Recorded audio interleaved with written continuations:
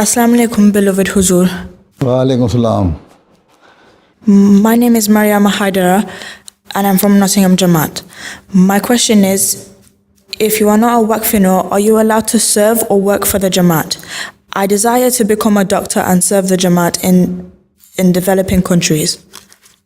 Yes, even there are quite a number of students studying in Jamia Ahmadiyya, going to be missionary. They are not Waqfino. In Pakistan, almost 50% of the Jamia students are not Waqfino. I'm not a Waqfino. Am I? I'm not Waqfino, so I'm serving the Jamaat. The people sitting here with me, working with me, they are Waqfino. So you can see Waqfino. It's not necessary that you must be Waqfino before you opt for serving the Jamaat. No. So if you want to become a doctor, yes, you complete your studies and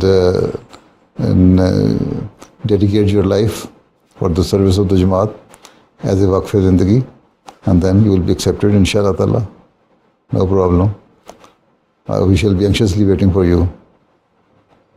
Okay? Jazakallah Huzur.